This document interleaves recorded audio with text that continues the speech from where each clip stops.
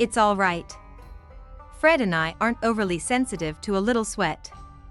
We've learned to take things in stride. I'm sure Matt, after a couple of days, will all be accustomed to each other. Cidra was appalled. I can't possibly go for days without a bath. You have to do something, Severance. Such as? Such as fix the spray. You keep telling me you're the one in charge around here. Well, here's your chance to prove it. He leaned against the bulkhead, arms crossed, and considered the situation. What's in it for me? A clean passenger. I was thinking of something a little more useful. She eyed him warily. What do you want? A kiss from my passenger. Cidra blinked in astonishment. That's all you want in exchange for fixing the spray? Do we have a deal? Maybe you can't fix it. Maybe that's why you're teasing me like this. A deal, he persisted. Can you fix it? She countered. Lady, I may not have your education, but I'm good with my hands. In a situation this critical, a few practical manual skills are a hell of a lot more important than a head full of fancy harmonic philosophy. She smiled winningly up at him. I have great respect for knowledge of any kind. A deal? Cidra nodded once, very firmly. A deal. Severance straightened away from the wall. Stand aside. He had the spray working 20 minutes later. Cidra was elated. You're a magician, Teague Severance. Where did you learn such skills? He activated the spray experimentally to make sure it was now functioning properly. Here and there, he said vaguely, I've always had a knack for keeping machinery running. Comes in useful on Renaissance. On Renaissance? Yeah. That planet's hell on machinery. The heat and humidity are enough to cause problems on their own, but there are also a whole bunch of corrosive plants and soil materials. A good mechanic can name his own price on Renaissance. Stuff is always breaking down. Were you a mechanic for a while? I told you. I spent a year as a bonus man. He gave her a brief, hard smile. A bonus man is a mechanic, she asked, in a way. He does whatever he gets paid to do. He stepped back. Your spray awaits, Otana. Thank you, Severance. She hesitated and then quickly moved close to him. Balancing on her toes, she braced herself against his shoulders and brushed his mouth with her own. Cidra had disappeared into the lab before Severance could catch hold of her and claim a more thorough kiss. He stood staring at the closed lab panel and tried to tell himself that it was just as well. No sense fueling the ache in his gut, but a part of him didn't buy that logic for a minute. Chapter 7. Cidra's first impression of Renaissance was that it was too green. As the planet had filled the observation port during Severance Pay's approach, some of that endless green had been broken up by the blue expanse of oceans. But once the ship had touched down, there was little to interfere with the sensation of endlessly lush, dark foliage, stretching forever in all directions. Port Try Again was merely a drop of non-green plunked down into the limitless jungle at the mouth of a major river. It would surely vanish at once if its human builders and maintainers ever departed. The jungle looked fully capable of washing over the pitifully frail-looking structures of gleaming triatin and diazite, gobbling up everything in its path and closing up the small wound. The tough triatin was an alloy formed from elemental metals wrested from the small polar regions of the planet. It had proven to be one of the few building materials capable of withstanding the corroding effects of the jungle. Its discovery had been a boon to company exploration teams, saving the firms the cost of importing heavy, expensive materials. Try Again hardly seemed the major port city of a planet, Cidra decided as Severance Pay settled onto the landing strip. It was a small, shaggy boomtown, the one place on Renaissance where employees of the highly competitive exploration and development companies supposedly mingled without risk of hostility or outright violence. Renaissance was a tough world, and the people imported by the companies to tame it had a reputation that matched the planet's in many respects. Port Try Again had very few written laws, but several unwritten ones. Among them was the understanding that the representatives of the different companies would coexist peacefully while in town. Chief among the written laws was that the town was the one place on the planet where it was illegal to carry a pulsar. Outside the gates, the sidearm was a familiar sight. Everyone needed the clearing in the jungle that was try again. It was the point of shipping and receiving for the planet, a supply depot, a place where people could relax in safety. The town had been hacked out along the banks of the wide, silty river that offered a green-walled highway into the vast depths. But even before Cidra had begun to take this all in, she noticed that there was something wrong with the air of Renaissance. "You'll get used to it," Severance told her. "It's like breathing soup." It wasn't that bad, Cidra admonished herself as she followed Severance toward the terminal buildings. But the still, heavy mugginess was a drastic change from the clean, crisp air of Port Valentine and an even greater change from the perfumed gardens of Clementia. With a sense of dismay, she realized that the fine fabric of her formal midday surplice was already damp and clinging. The light, gossamer, green material seemed suddenly to have acquired a different texture. Green had been the wrong color to wear, anyway, she decided.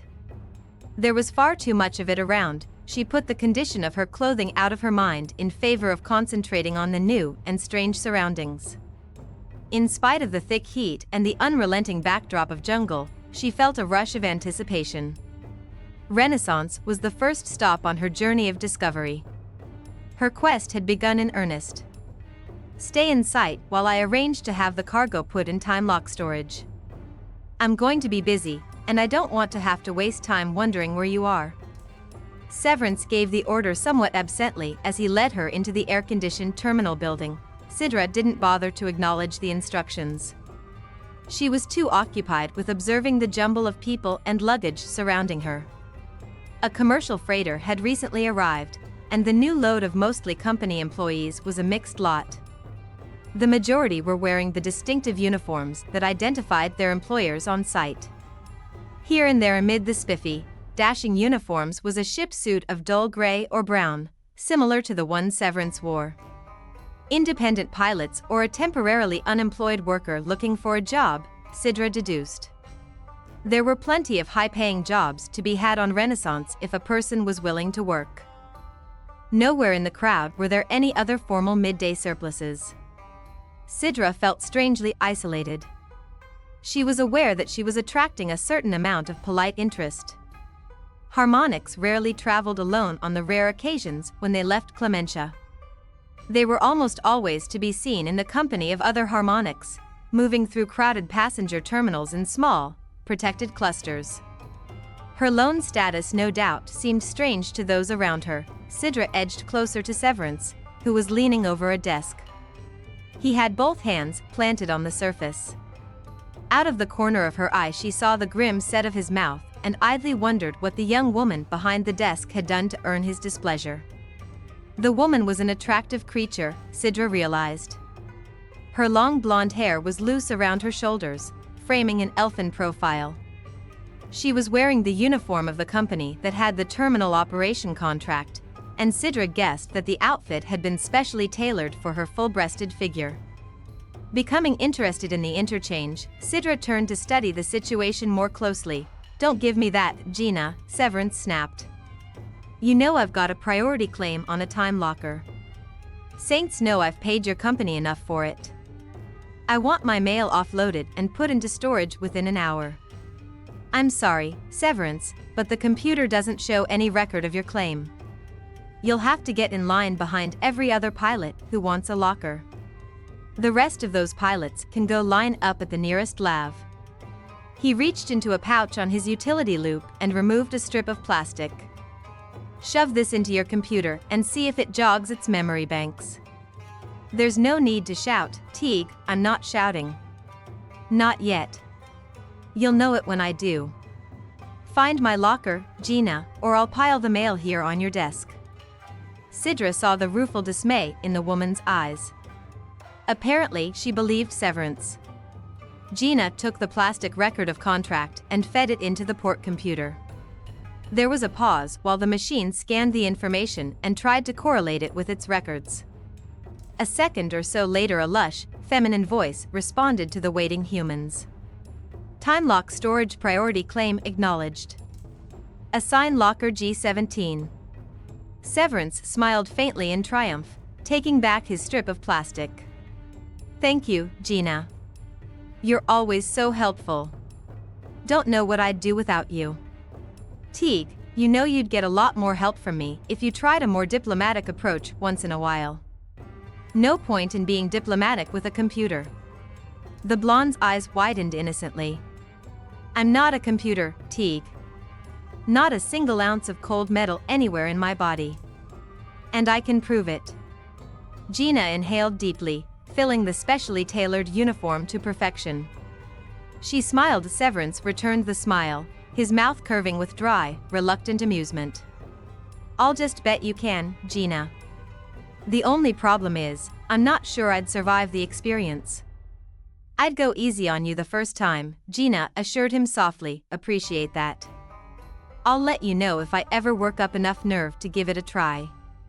He turned away without waiting for a response, his smile vanishing. He caught hold of Cidra's arm. Let's go. We've got work to do. Cidra thought about the smiles she had just witnessed. She had felt uncomfortable during the blatantly sexy bantering.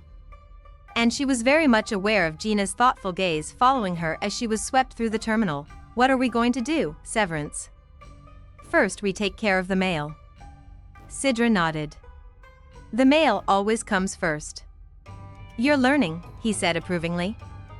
You can handle the computer manifest while I supervise the unloading. And then? Then I'm going to take you to a friend's place and stash you for the duration. Alarmed, Cidra halted in her tracks. Stash me for the duration? What are you talking about, Severance? I must have complete freedom to move around whenever we're in port. I'll need to consult the local archive computer and talk to people who might be able to confirm some leads I'm following. I will not be stashed. Calm down, will you? All I'm saying is that you're going to have to stay someplace while we're in port. You'll be free to do what you need to. Why not on board severance pay? Because I'll be staying on board ship, he told her grimly. So what's changed? We've both been sleeping on board for the past 2 weeks. I don't see why I have to move out for the short time we're here at Try Again. Take my word for it, it will do us both good to have a break from each other. But Severance, Cidra closed her mouth abruptly as she remembered Jayne's smile. And then she remembered Severance's bouts of heavy exercise and even heavier consumption of ale. Most of all, she remembered the night he had pulled her down across his thighs and told her he needed a woman. Oh, I understand. He shot her a sidelong glance as he propelled her toward the ship. It's wonderful traveling with an educated woman. Cidra smiled wryly. As long as you're going to stash me, why not in a hotel? Why do I have to go to your friend's Homer? You'll be more comfortable with Disma, he informed her cryptically. Hotels in Try Again can get a little rough. Disma Katie was something of a surprise to Cidra. The older woman was large without being fat. She was tall and commanding with pale blue eyes that held intelligence and humor in fairly equal proportions. Her face had once been beautiful and had matured into a combination of features that could best be described as striking and interesting. There was a forceful personality in that face, and Cidra liked it. Disma met Severance and Cidra at the entrance to a long building fashioned of triatin walls and diazite windows. Cidra knew the diazite had been tempered for extra strength because it had the peculiar yellow cast the process produced. She wondered why the already tough, clear material had needed to be turned into virtual armor for this building. Disma was wearing a one-piece white jumpsuit, the kind usually worn by lab workers. Severance. You're back. Bring me my new scope? Disma laughed engagingly, including Cidra in the welcome. Have I ever failed you, Disma? Severance held out the package he had retained when the rest of the mail had gone into temporary storage at the terminal. Never. It's one of the things that makes you so wonderful. She leaned forward and kissed him on the cheek in a motherly fashion, and then she smiled at Cidra. Otana, you are most welcome. You honor my home. The formal greeting was a soothing balm on Cidra's ears.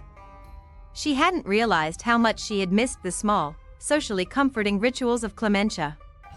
Although she was no harmonic, This woman obviously knew the ceremonies. With a sense of gratitude, Cidra inclined her head. "You are most gracious, Otana Katie. I thank you for your generosity, and I regret the inconvenience of my sudden arrival." "The inconvenience is as nothing. Please do not regard it." Severance stepped in before Cidra could follow up with the next formal statement. He must have remembered that this could go on for a long time before a ritualistic conclusion was reached. "That's enough, both of you. Disma, this is Cidra Rainforest. She's not really a harmonic, she just looks like one because she was born and raised in Clementia. A clear-cut case of an overeducated female.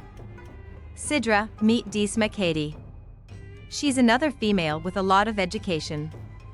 Mostly in the biological sciences." Cidra made some quick connections in her mind and then once again inclined her head, this time adding the nuance of deep respect. "Of course. Disma Katie. A most distinguished specialist in the field of bioluminescence. I read your last monograph when I was preparing to enter it into the archive computers. The one on the rigor mortis mantis." Disma laughed in delight, dropping the formality. "That's me. The lady who works with bugs that glow in the dark. Where did you find Severance?" "In a tavern," Cidra said honestly. "That doesn't surprise me. What were you doing in the sort of place he'd hang out in?" "Looking for transportation to Renaissance." Cidra smiled proudly. "I'm a member of his crew." Disma flashed a quick glance at Severance. "Is that right?" "She's on a crew contract, Disma, not a convenience contract." "Mind if we go inside? It's hotter than a miner's temper out here." "You don't want to come into the lab. It's no cooler in there." Disma looked at Cidra. "Have to keep it at normal Renaissance temperature and humidity. The bugs like it that way. Let's go to the house." She started off, leaving Severance and Cidra to follow her next door to a smaller, company-built structure that looked much like all the other standard-issue, company-built housing Cidra had seen in Port Try Again. The structure was the usual octagonal design, the rooms inside cut up like pieces of a pie under a convex roof. Deliciously cool air awaited beyond the invisible electronic grid of the deflector screens used to keep out small, flying insects. The invention of the screens was one of the technological advances that had made the exploration of Renaissance possible. When they were constructed along larger, heavy-duty lines, the deflectors were capable of warding off most Renaissance wildlife. Huge networks of the screens protected the perimeter of Try Again. "How long are you going to be in Try Again this time, Severance?" Disma led her guests into a wide, wedge-shaped seating area and punched up a selection of cold drinks from a serving tray. She motioned Cidra to sit down. "I'm figuring 5 or 6 days. Long enough to find a few good shipments to take to some of the company outposts I'll be hitting later." He shrugged, helping himself to a mug of iced Renaissance rose ale. "Maybe I'll get lucky and pick up some mail for QED. We'll be leaving Renaissance in a couple of weeks. Did you want to stay with me while Severance is running around in the jungle, Cidra?"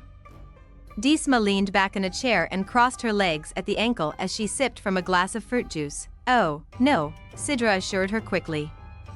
"I'll be going with Severance when he makes his trips to the outposts. I agreed to a crew contract with him because I want an opportunity to visit as many places as possible." "Off to see the Stanza 9 system after all those years stuck in Clementia, Disma was amused. "Not exactly," Severance answered in a flat voice before Cidra could respond. "She's looking for something. Something she thinks will let her go back to Clementia as a full-fledged harmonic.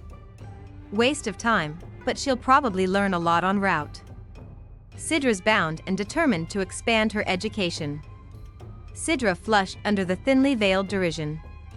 She was getting used to Severance's remarks regarding her quest, but she was embarrassed that he would make them when others were present.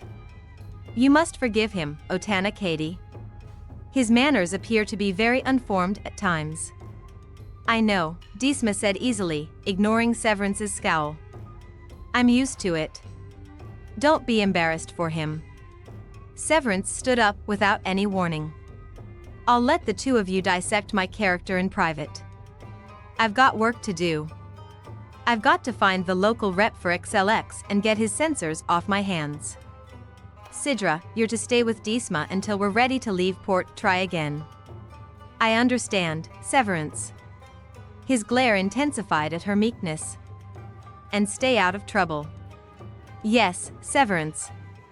She deliberately made her voice even gentler and more acquiescent. Severance seemed briefly undecided about what to say next.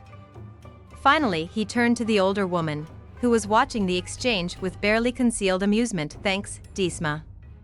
I appreciate this. Anytime, Severance.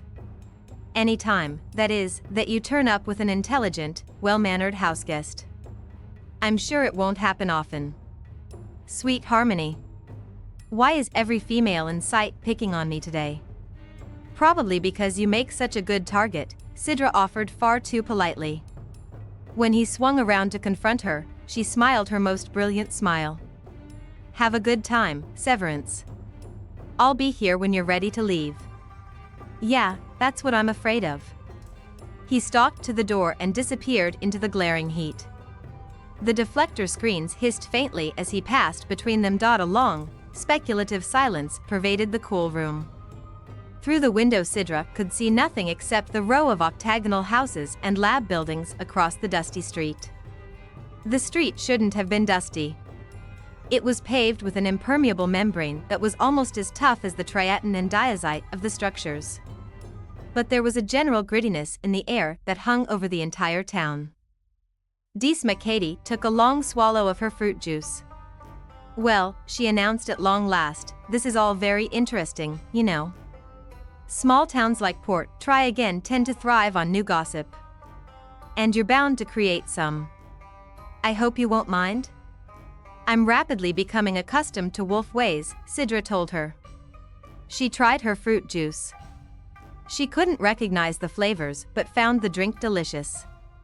A local product, she asked, indicating her glass. Oh, yes. Like it? Very much. She took another sip. I'm very glad to have you stay here, Cidra. My husband is away for several days doing some fieldwork on toxins. It will be nice to have company. But I have to admit, I'm slightly curious. Why aren't you staying on board ship? Severance usually does, and if you're a member of his, crew. She left the question hanging delicately. Cidra adjusted the fold of her midday robe. I believe Severance wants a little privacy for a few days. The cabin of a mail ship is a small place for two people to share for 2 weeks. He thought we should have a break from each other. Ah. Cidra looked up, hoping her polite expression hid the faint wistfulness she was feeling. I think he needs the privacy for other reasons too. There's the matter of his obtaining some, special handling. Wolves are very interested in sex, you know. I know, Disma assured her, smiling faintly. I've been married for some time. For children, all grown now. Cidra swallowed fruit juice. I'm sure you understand the situation. So this really is a crew contract you've signed? Not a convenience contract? Definitely. This gets more intriguing by the minute. You know, Severance signed a convenience contract once.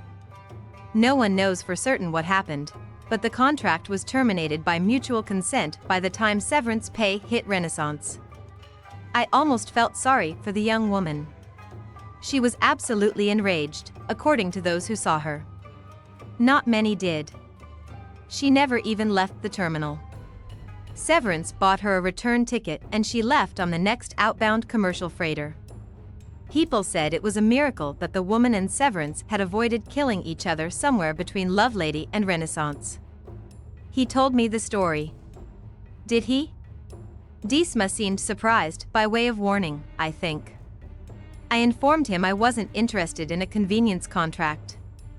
And he took you on as crew? There's a registered agreement? Well, at the moment it's still an informal, verbal agreement, but Severance and I both take it quite seriously. More and more interesting, Disma mused. Then she set down her empty glass. Did you really read that dull piece I did on bioluminescence? Cidra nodded eagerly. One of the advantages of being an archivist. One gets to explore so many different fields. Unfortunately, I'm not an expert in any one area, except first family fiction, which is not exactly on the cutting edge of research. But I can assure you that your article was far from dull. There were many requests for it from harmonic researchers doing work in related fields. Disma looked pleased. Would you be interested in seeing the lab? I would. Enjoy that very much. The long lab structure was just as Disma had promised, hot and muggy like the outside air. In addition, the heavy atmosphere was overlaid with a distinctive, unpleasant odor that caused Cidra to wrinkle her nose as she stepped inside. Bugs, Disma explained cheerfully. Put a lot of them in one place and they tend to smell. We keep things as clean as possible, but you can't ever escape the odor completely. You get used to it. That's what Severance said about the humidity. Cidra looked around with grave interest. Long aisles of cages constructed of clear panels stretched from one end of the lab building to the other. In some cases, the panels were of tempered diazite, just like the windows. Cidra contemplated what that said about the creatures housed inside. It took a great deal to cut through tempered diazite acid, Disma said, pausing beside a yellow diazite cage to peer inside. That's the reason for the tempered walls. Some of these critters produce an acid that can dissolve normal diazite or clear silicon. Severance said there were many corrosive elements on Renaissance. He said it was hard on machinery. Cidra looked into the cage. I don't see anything in there. Keep looking. There, on that branch. See the eyes? Cidra saw the eyes, all right. She gasped and took an automatic step backward before remembering that the malevolent gaze was trapped on the other side of a strong, clear wall. I've never seen anything quite like it, she breathed, unable to look away now. The eyes were hard, glittering, faceted structures of deep amber. They stared out at her as if the insect brain behind them longed for nothing more than to be able to suck the blood from her body. Huge, folded wings, more delicate looking than the spun crystal moss of her gown, shimmered with an eerie phosphorescence. Long, spindly legs were bent into a springing position. The creature had been hard to detect for a moment because its general color was the same as its background. It was an uncomfortably large creature, almost a meter in height, cute little bloodsucker, isn't he? Raised him from a pup, Disma declared. Cidra swallowed. Is bloodsucker its name or what it does? Both. He sucks blood when he's hungry, Disma said, which is nearly all the time. Nothing on Renaissance passes up the chance for a meal. No guarantee about when the next one will be coming along. I'm doing some work on the phosphorescent effect produced in the wings. My husband is working on the venom it uses to kill its prey. It's the acid in the venom that can eat through most cage materials. She straightened. Over here I've got a rather nice assortment of stoners. Pretty tame compared to the bloodsucker, but interesting all the same. A harmonic expert in Clementia and I have been exchanging information quite regularly for a year or so. We're going to collaborate on an article soon. You're working with someone at Clementia? Cidra asked Oten Greenlove. Do you know him? Cidra nodded. A most respected teacher. I had a class in bioecological theory with him. She had also had a very unharmonic crush on the man that she could only hope she'd managed to conceal at the time. She had found concealing such things difficult when she was in her 16th year, but she'd practiced hiding her emotional responses from a very early age. She had known almost before she could walk that strong emotional responses were not viewed as normal behavior among harmonics. He's been a tremendous help to me in my studies. Has access to computer simulation equipment I can't get here on Try Again. Disma leaned down to gaze affectionately at the tiny waisted insects in the cage. Handsome as any renegade too. Met him a few months ago. Pity. All those dark good looks wasted on a harmonic. Ah, well, I'm a married woman. She grinned at her houseguest. Ready for the rest of the tour? With eager curiosity, Cidra followed Deesma Katie down the long aisles, gazing with fascination at each new horror. Some of the creatures were half familiar to her from her academic work, but most were strange and marvelous. Some crawled on legless bellies, others floated in the air, waiting endlessly for prey. A few hopped around on fragile legs that could be regrown in the event one was lost. Cold, gleaming eyes of every shape and hue looked out at Cidra, assessing her status as potential food. It was an unnerving experience to be gazed upon with so much malicious intent. Deesma and her husband had combined their fields of expertise, doing a great deal of crossover work and sharing the same lab facilities. They worked for an aggressive research firm that funded the studies in exchange for full rights to anything marketable they produced. Our latest success was an interesting new pesticide. It's being tested right now on Lovelady. Doesn't seem to alter the environment or the agricultural product in any way, but has an uncanny effect against glitterbugs. I read a lot about them in the first family novels and memoirs. They were a real scourge in the early days. Destroyed countless plantings. They've been just barely under control for years, haven't they? They keep mutating, so don't new pesticides have to be found on a regular basis? Deesma smiled at Cidra's familiarity with the subject. With any luck, our company will be producing the newest counter-assault. Should make a tidy bundle for all of us. Deesma moved on. Over here I've got my current pride and joy. These two beauties were the basis for that monograph I wrote on bioluminescence. Cidra studied the two creatures behind the tempered diazite. They were a pale, washed-out shade of green, unusually unassuming compared with their more colorful neighbors. Huge, faceted eyes followed her avidly as she moved around in front of the cage. The wings were folded over its elongated body. The back two tiers of legs were clearly designed for long, ground-covering leaps. They're smaller than I would have expected, Cidra said, considering the damage they're capable of doing. The insectoid creatures were about half a meter in height. But they're not glowing. In your monograph you said they glowed all over, bodies as well as wings. The luminescent effect is selective. They can activate it at will, and they only do so when they've located prey. And they only hunt in the dark. They use the glow to momentarily paralyze the victim. That's right, Cidra said, recalling the rest of the monograph.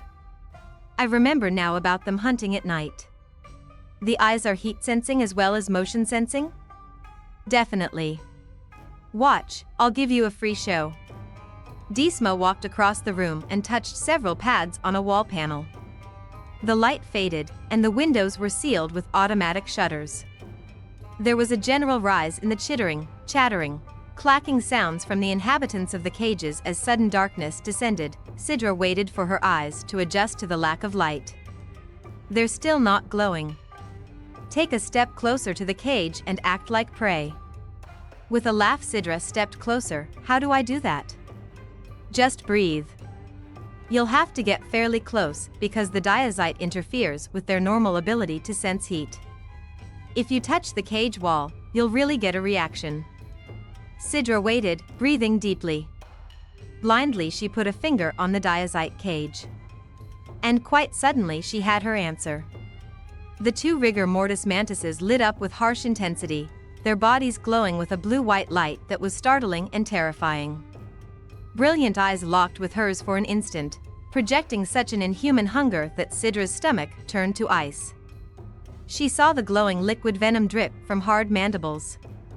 She had time enough to see the segmented, upraised front limbs poised to seize her throat, and then the mantises leapt. The terror of the moment froze her to the spot.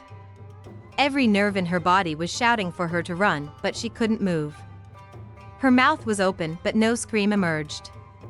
Cidra knew beyond any shadow of a doubt that she was about to become food. There was a small clicking noise as the mantises struck the tempered diazite, but it took several seconds for Cidra to register the fact that there was a barrier between herself and death. Slowly she tried to regain her self-control, a part of her brain all too well aware that she would have been mantis food by now if there had been no diazite. She shuddered with a sense of genuine horror. The lights came on at once. The mantises went back to being an unassuming shade of pale green. It seemed to Cidra, however, that they looked irritated at having been denied their prey. "Sorry about that," Disma said, hurrying forward. "Everything okay?" "It does make for a fairly graphic display, doesn't it?" I knew what to expect, but I was still quite stunned when they switched on that glow. "I've never seen anything like it, Disma. It's terrifying." With a great effort of will, Cidra forced herself to calm down. The adrenaline was still hurtling through her system. "They sensed my body heat through the diazite? They are exquisitely sensitive to heat. But they rely on the prey's movements, as well, to map out the general location of the victim. Altogether a highly sophisticated sensory system, which they need, naturally, because they only attack in the dark.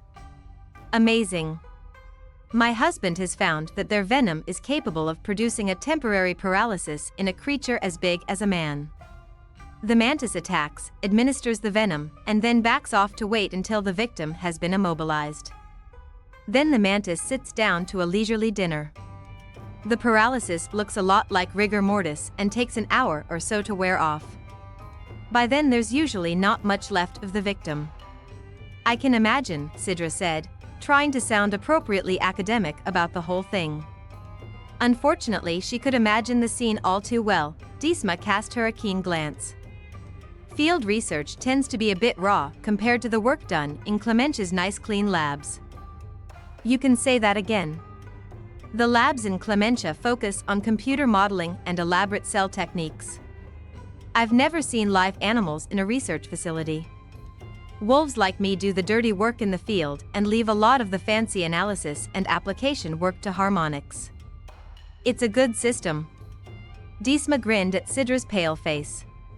"What I always need after a day in this joint is a good stiff drink," Disma Katie announced. "And I see it's getting close to a decent drinking hour. Come on, Cidra, the men are away. We might as well play." It occurred to Cidra that she should spend the evening in the local archives, pursuing her research. But after 2 weeks in space with a short-tempered male and the unnerving demonstration of the local fauna, a drink sounded like an absolutely wonderful idea. For the first time she thought she understood the fundamental appeal of alcohol for wolves. "I'll change into my evening robe," Cidra said. Chapter 8. 1 hour and 1 large mug of Renaissance rose ale later. Cidra realized that she was enjoying herself very much. She had discovered that one could become accustomed to the heavy, tart ale. Considering the fact that the tavern was crowded, noisy, and only inefficiently cooled, she was interested to find herself having a good time. There were other factors, too, that ought to have hindered her sense of pleasant relaxation. When she had first arrived with Disma, she had attracted a fair amount of covert interest. Initially it had made her uncomfortable. "We don't get too many harmonics here on Renaissance. And when they do come, they tend to keep to themselves." "But I'm not a harmonic," Cidra had begun to explain with painful honesty. "You look like one at first glance. Don't worry, they'll lose interest after a while." Disma dismissed the clutter of company uniforms, ship suits, and lab tech outfits that sat, lounged, or slouched around the smoky room. Not only was the air conditioning machinery having trouble with the heat, it wasn't doing a particularly good job of filtering the air either. Still, by the time she finished the first mug of ale, Cidra didn't really care. When Disma came back from the drink dispenser with a fresh mug for herself, Cidra picked up the conversation where it had been left off. "There's no doubt in your mind, then, that life on Renaissance shows the same evolutionary and genetic background as life on Lovelady? We've still got a long way to go to be certain, but so far we've found nothing to contradict Malton's theory that species on Renaissance are evolved from the same genetic sources as species on Lovelady. Which means that the ghosts must have evolved either here or on Lovelady and then colonized the neighboring planet, taking their flora and fauna with them." "It makes sense," Disma explained. "We know from the few records that survived the crash of the first family's colony ship that statistically life is an exceedingly rare event in the universe. The odds are certainly against 2 planets in one star system developing life independently. And the odds of them developing similar life forms is just astronomical. But the creatures you showed me in the lab look so different from the common life forms on Lovelady. Hard to believe they're related. Everything here on Renaissance seems so much more violent by nature. Ain't adaptation a wonderful thing? Disma observed cheerfully.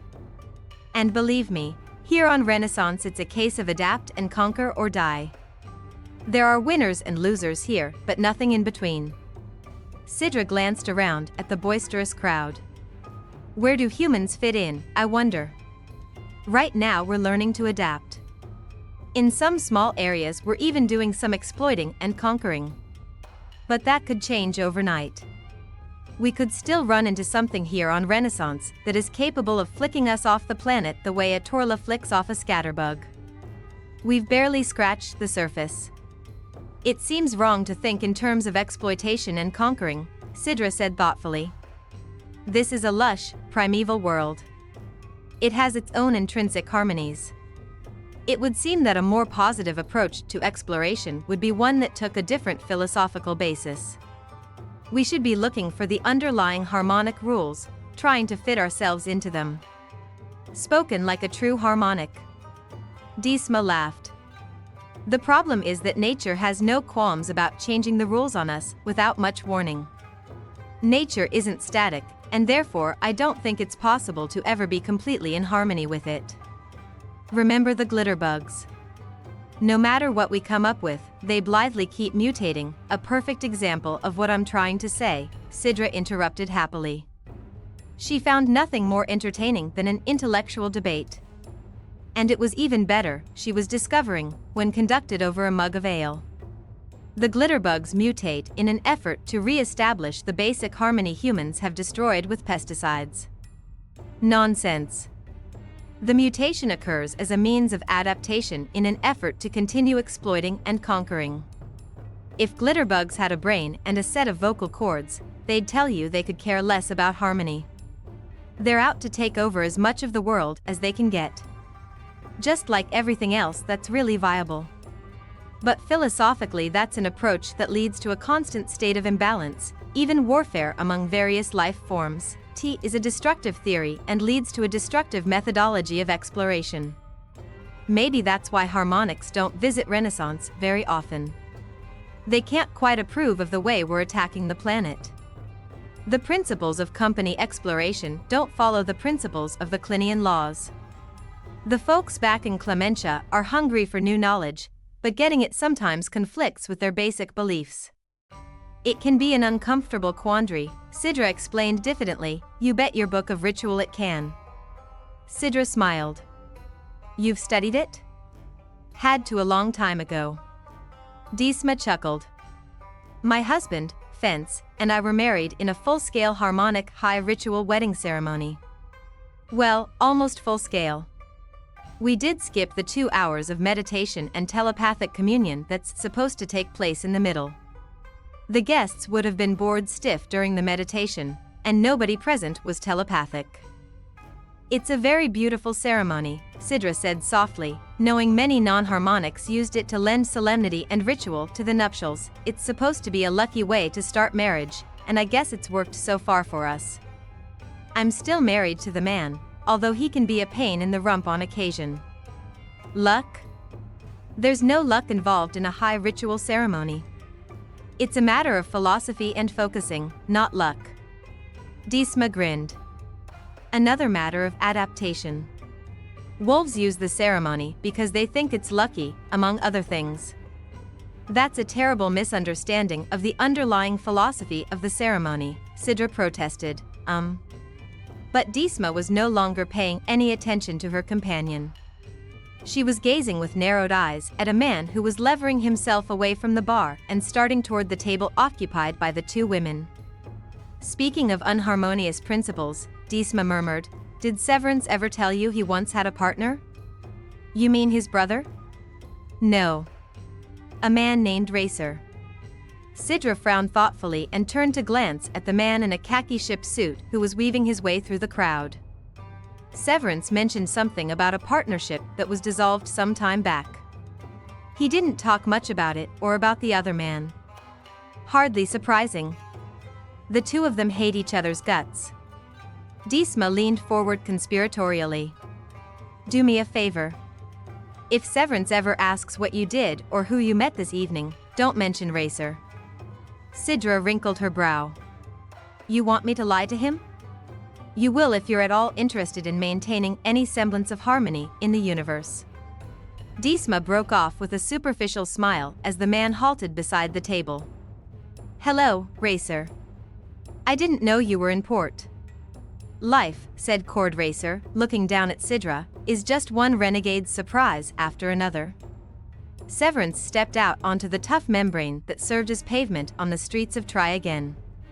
Behind him, the door panel of the building Matt had once housed the offices of XLX snapped shut to the accompanying hiss of the anti-bug deflector screens. Severance wished that the local XLX rep were a bug. He'd like to see him sizzled by the screen's electronic impulses. Damn Quench, and damn the whole fast-moving XLX corporation. Severance kept to the side of the street, although it wasn't difficult to dodge the few runners and sleds that were zipping from one end of town to the other. Try Again was not big enough to warrant a lot of vehicular traffic. Most people walked from one point to the other. Above him, the night sky proudly displayed Renaissance's twin moons, Borgia and Medici. A record of the words had survived the colony ships crashed 200 years ago, but the references had been lost. Some research indicated that they were linked to the term Renaissance, and so the names had been attached to its moons. There was a constant hum from the jungle on the other side of the Triaton walls. As he walked toward Disma's house, Severance batted absently at one or two night-flying insects that somehow escaped a deflector screen. His mind was occupied with the task of telling Cidra that plans had changed. She wasn't going to be thrilled. She had been counting on at least 5 days here at Try Again. Time enough to consult local archives and the tall tales of exploration men.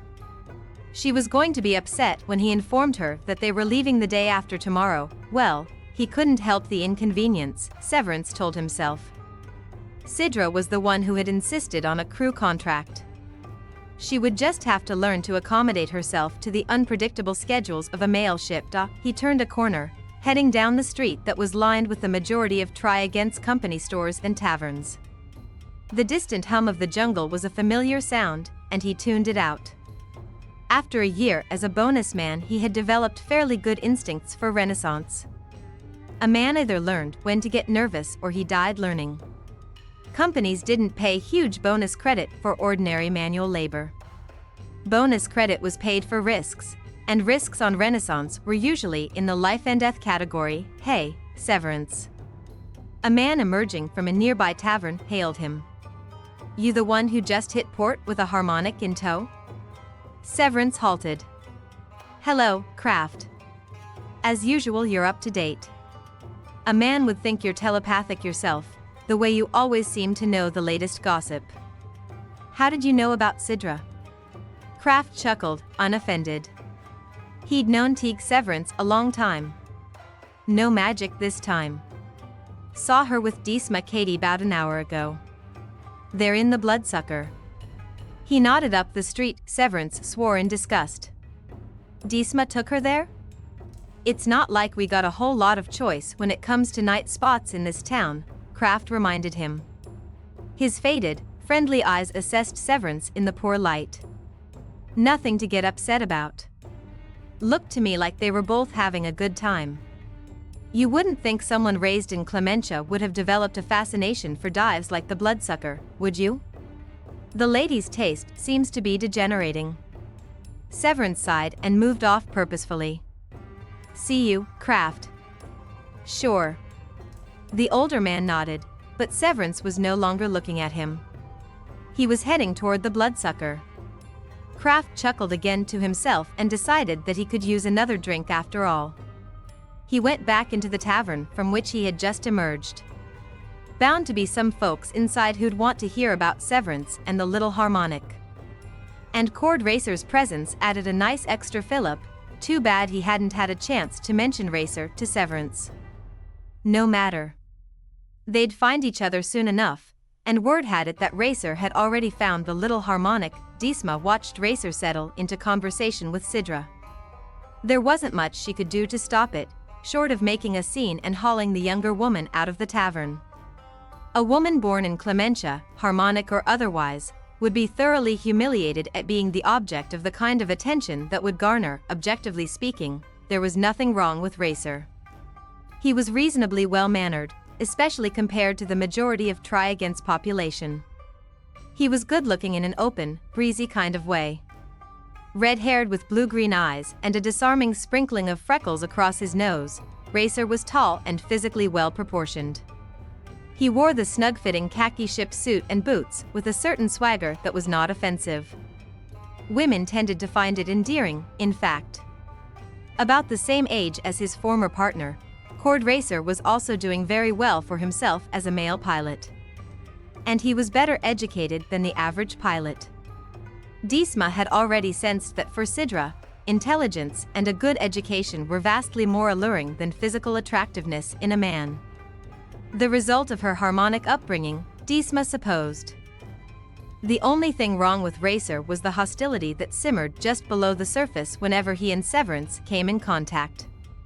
No one, not even that professional gossip, George Kraft, knew what had dissolved the partnership 3 planet years ago, but whatever it was, it had been traumatic and probably violent. Everyone was amazed that one of them hadn't made sure the other suffered some sort of unpleasant accident over the years. Perhaps they avoided it by taking pains to avoid each other. Cidra responded warily to Racer's cheerful conversation. She used formal politeness as a facade behind which she could hide while she analyzed the man. If Severance disliked him as intensely as Disma seemed to think, there had to be a reason. But for the life of her, Cidra couldn't find anything particularly jarring or dismaying about Cord Racer. He seemed quite pleasant. "How long will you be here on Renaissance?" she inquired politely during a short break in the conversation. "I'll be leaving soon. Gotta run for QED. Is it true you're on crew contract with Severance?" "Quite true. Mind my asking exactly what you do for him?" "I mean, I have a ship the same size and class as Severance pay, and to be honest, they're a one-man operation." Disma spoke coolly. "The nature of her work on board is hardly any of your business, Racer." Racer shrugged. "Just curious." "It's all right," Cidra said quickly, sensing the tension in Disma. "I'm doing some programming work for him. In return, he's providing me with free passage." "Ah, I get it," Racer said easily. "A business arrangement." "Exactly." Disma made another attempt to take hold of the conversation. "Cidra, it's getting late. We should probably be heading home." "You're staying with Disma?" Racer asked, ignoring the older woman. Cidra nodded, smiling. "That's right. She's been most gracious. I'll be at her place for the next few days while Severance picks up some mail and arranges some delivery contracts." "Disma, here, is a very nice lady," Racer said agreeably. "Disma," announced Disma in tones of foreboding as she looked over Racer's shoulder, "may have just made her worst mistake of the season." She smiled weakly. "Hi, Severance. Cidra and I were just about to leave." "I know." Severance sounded very sure of that fact. He arrived at the table and stood looking down at Cidra. He didn't even glance at Racer. "I came to escort you home. Let's go." He reached out to put his large hand under Cidra's arm and hauled her unceremoniously to her feet. "Severance, please." Cidra was mortified by the rudeness. "Take it easy, Severance," Racer said coolly, climbing out of the chair he'd been straddling. "Maybe the lady isn't ready to leave yet." Disma got uneasily out of her seat, paying the tab quickly with a credit slip. "The lady works for me," Severance said, still not bothering to look at Racer. "And I say she's ready to leave. Aren't you, Cidra?" "There is no need to be so impatient," Cidra hissed, aware of his fingers digging into her arm. "What are you doing here, anyway?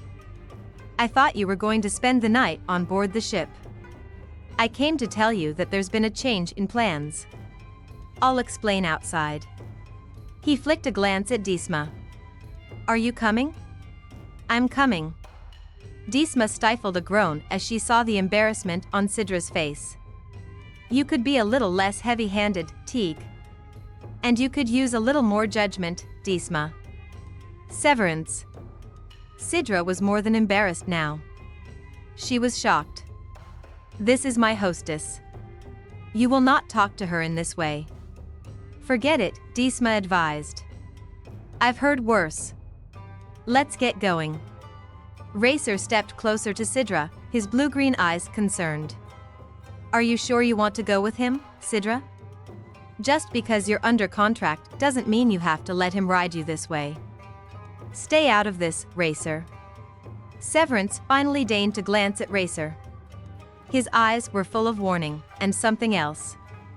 Something that might have been contempt. If the lady wants my assistance, she's got it. Racer returned the contempt with a rough hostility. Cidra realized immediately that she was not the issue. She was the catalyst both men were using to confront each other. The tension in the air was almost palpable. The two wolves were circling each other, searching for openings and excuses for battle. She had to put a stop to it at once.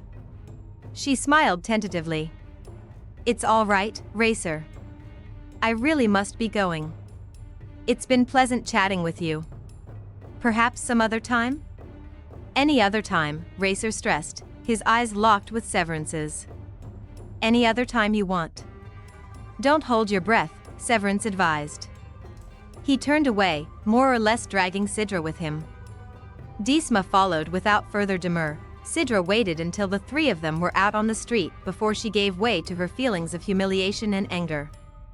Then she rounded on Severance. I have never been so thoroughly embarrassed in my entire life, Teague Severance. You have the manners of a Torla. You should be ashamed of yourself, and if you're not, it's only because you don't have the sensitivity to manage it. How can you possibly excuse such ill-mannered behavior? I won't bother to find any excuses. I don't have to find any excuses. I'm your employer, remember? And this is a direct order, stay clear of Racer. You'll have to provide a reasonable explanation for such a ridiculous order. As long as you're owe crew contract, I don't owe you any explanations. Want to terminate the contract right now? Your option. Easy, Severance, Disma advised softly. Cidra threw herself back into the argument. A temper she had never dreamed existed seemed to be bubbling alive inside her. It was as if the hot, humid air of the planet had stirred the heat in her veins. Don't you dare threaten me, Severance. I demand a full apology for the scene you created in that tavern. You're not going to get one. Make up your mind, Cidra. Are you under contract or not? You're not going to get rid of me this easily. I won't let you use a stupid argument like this one to force me to terminate the contract. Fine. Then you'll follow orders. Disma tried again, saying mildly, why did you come looking for us in the first place, Severance? He glared at Disma and then at Cidra as they arrived at the Katie's octagonal home. Cidra thought he hesitated for an instant before dropping his bombshell. XLX has moved its main operations to a field camp upriver. They want the sensors delivered there. I've made the arrangements. We're leaving the day after tomorrow. I've contracted with a guide who's taking some other supplies to the camp. Cidra blinked, realizing what that meant. But my research? I haven't even started. Severance, I'm not ready to leave Try again yet. I have so much to do. Then you shouldn't have wasted an entire evening in a place like the Bloodsucker, should you? Disma moved toward the door. If you'll excuse me, she said dryly, I'm going inside. I've got a squeamish stomach. The deflectors hissed behind her, leaving Severance and Cidra alone on the membrane. Severance, is this really necessary? Or are you concocting some excuse to leave town because that man Racer is here? Racer is strictly second-class postage. I wouldn't let him affect anything I do. We're leaving at dawn the day after tomorrow because I'm running a business. I've contracted to deliver the sensors, and that's what I'm going to do. As long as you choose to work for me, you stay with me. Understood? Oh, you're doing an excellent job of making yourself clear. He closed his eyes in brief disgust. I'm sorry, Cidra. This can't be helped. The potential of more work for XLX is too good to pass up. There'll be other opportunities here for you to search the Try Again files. She considered the matter. You could leave me behind while you make the run to the field camp. Severance's eyes were very steady. Not a chance. I'm not leaving you alone here. As long as you work for me, I'm responsible for you. I want you where I can keep an eye on you. It is Racer, isn't it? You don't want me left here near him. Why do you hate him so much, Severance? That subject isn't open to discussion. Good night, Cidra. Good night, Severance. She turned stiffly, the hem of her gown swirling around her. I hope you enjoy what's left of the night. He caught her arm, spinning her around to face him. She sucked in her breath as she saw the glittering intensity in his eyes. Before she could say anything, he was kissing her, his mouth hard and possessive on hers. She shivered in his grasp, a soft moan echoing far back in her throat. When he lifted his head, Cidra had to put out a hand to steady herself. Wide-eyed, she stared at him. I won't, Severance said too calmly. W won't what? Enjoy what's left of the night. What's the matter? She flung back. Didn't your arrangements for a little special handling work out? No. Fred doesn't take to strangers on board. He released her and pushed her gently toward the door panels. Go inside, Cidra. I'll see you in the morning. Cidra was safely through the panels when she realized with a secret satisfaction that Fred had never seriously objected to her presence on board Severance. A muted but nerve-rasping whistle woke Cidra several hours later. The sound seemed to pierce right through her mind, bringing her to a sitting position in bed with a pounding heart. She was gazing at the door to her room, trying to remember where she was when it opened. Deesma Katie stood there, struggling into a white lab suit. Don't worry, Cidra. It's just an equipment alarm from the lab. Probably means the air filtration system has gone down again. I didn't see any lights when I looked out the window, so it could be that the lighting timer has failed too. Damn. If it isn't one thing, it's another. You have no idea how hard it is to keep machinery in good repair here on Renaissance. The last time this happened, we found several kilos of swarming doom lizards tangled in the filtration fans. I'll be back in a few minutes. Can I help? Don't worry. This will only take a little while, I'm sure. Stay where you are and get some sleep. She waved absently and left. Wide awake now, Cidra went over to the diazite window and watched Deesma hurry toward the long lab building. Nights on Renaissance were a couple of hours longer than on Lovelady. She estimated it must be about 3 hours from dawn. Through the gloom, Cidra saw Deesma disappear into the lab. She leaned on the windowsill and waited. The thought of going into that long, dark building full of bugs was not a pleasant one, but she supposed Deesma was accustomed to her pets. Cidra didn't know when or exactly why she began to worry. When the low-level illumination she had noticed earlier that evening in the lab didn't come back on soon after Deesma disappeared inside, she began to get nervous. Deesma had seemed to think the problem was a minor one that could be easily solved. Minutes ticked past, and there was still no sign of her hostess returning from the lab. Perhaps she could use some assistance after all. Cidra put on her delicate emerald floss slippers and walked down the hall and out into the night. Her black and silver gown made her almost invisible in the shadows. The company that had the current contract for street lighting here in Try Again didn't believe in importing top-notch heavy, expensive fluoroquartz. Most of the buildings on the street were shrouded in darkness, including the lab. Visions of a long barn full of horrific insectoid creatures were very bright in Cidra's mind when she tentatively opened the door Deesma had already unlocked.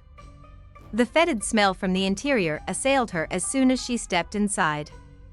It seemed somehow worse in the oppressive darkness. The small, scurrying, screeching, and clacking noises were at full volume as the creatures in the cages went about their shadowy night business. Deesma? There was no response. Cidra took another step inside. Tiny pinpoints of light darted about in the cage to her left. Up ahead she could see another faint, phosphorescent flicker. The natural luminescence of some of the inhabitants wasn't nearly enough to light the aisles in front of the cages. Cidra took another cautious step, letting her eyes adjust to the deep shadows. She could barely make out the entrance to the first aisle. Disma? Where are you? Did you find the problem?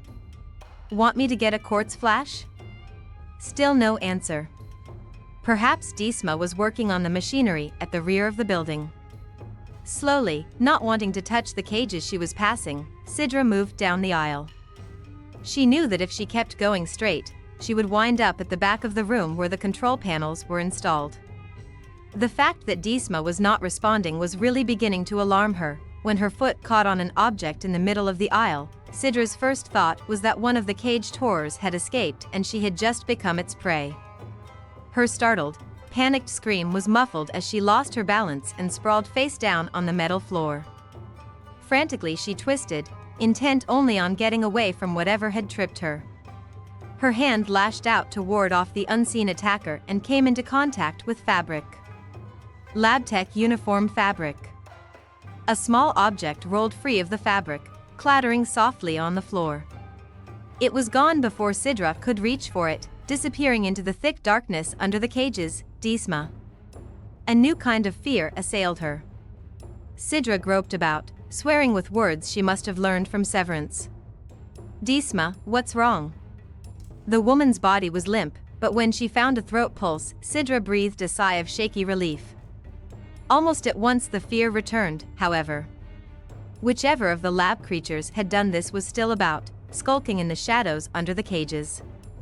She had to get herself and Disma out of the building. There was no telling what had bitten or stung Disma, and there was no telling how much time she had left. Cidra awkwardly found the woman's wrists and was getting to her feet when she realized that there was someone else in the lab. For an instant she froze as she heard the gliding footstep. There was no possibility of the sound belonging to someone who would offer help. If that had been the case, whoever it was would have responded to her call for Disma. Cidra knew with absolute certainty that whoever was moving down the aisle toward her was the one responsible for whatever had happened to Disma. Instinct prompted her to release her grip on the unconscious woman.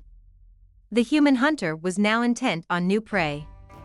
Cidra crouched motionlessly, wondering why he didn't simply flick on a quartz flash and pin her in the light. And then she realized what the object was that had rolled under the cages. Disma must have fought back briefly, knocking the flash free from her attacker's hand. Cidra strained to hear the next footfall above the soft, ominous cluttering and chattering.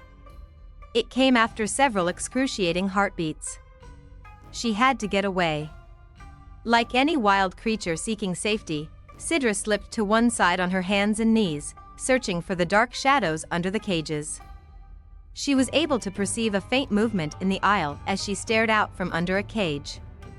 The clicking sound grew stronger, coming from directly overhead now as the creatures above her also sensed movement. There was a flurry of scratching sounds on the diazite, and then, whoever was in the aisle moved on. The insects above settled back down to a normal hum of activity. Cidra hugged herself, drawing the dark, concealing folds of her sleeping robe around her ankles.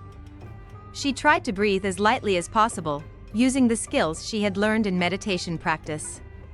One thing was for certain. She couldn't stay here. And she mustn't risk allowing her pursuer time enough to find his lost quartz flash. No one who might be passing on the street outside would hear a scream from the heavily built lab structure. She had to find her way silently to the door, but now the hunter was between her and the exit. Cidra contemplated that, trying to imagine what he might be thinking. He must have realized that she would try to get out the way she had entered. When she finally lost her nerve and made a dash for the door, he would be waiting. She would probably blunder straight into him. What she needed was an advantage. In the darkness she needed light. But it had to be light she controlled. Slowly Cidra unwound and crawled out from under the cage. Instead of heading toward the door, she began inching her way, still on her hands and knees, down the aisle toward the rear of the building. Whoever waited for her heard the soft scuffling sounds. Cidra sensed him moving down the aisle, following carefully in the darkness. She stayed low, ready to dart back under the row of cages. As she moved, she counted the diazite structures she was passing, trying to remember exactly where she was. The tour of the lab that afternoon had been very thorough, and she had a well-trained memory. What good was an education if you didn't put it to use? The man behind her was gaining slowly, growing more confident as he followed the soft sounds she was making on the metal floor. When he spoke for the first time, Cidra almost screamed. His voice was a rasping whisper. "Come on out, lady. Let's get this over with. You don't want to spend the rest of the night with these bugs, do you? No telling when one of them might get free. Why, I could open a couple of these cages myself with this little can opener I brought along. I might just do it, too, if you don't cooperate." He glided closer. Cidra's heart was hammering as the fear-induced adrenaline ricocheted through her system. Something was wrong with her insides. She felt almost sick. Steadily she moved down the aisle, forcing herself to count each cage. 3 more to go, 2 more to go, 1 more to go. 1 more, that is, if she had remembered exactly where she was when she had started and if she hadn't lost count. She paused and listened. There was no sound from the inhabitants of the cage overhead. Flattening herself on the cold metal floor, Cidra waited.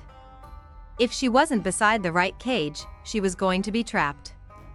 She had to let the hunter get close.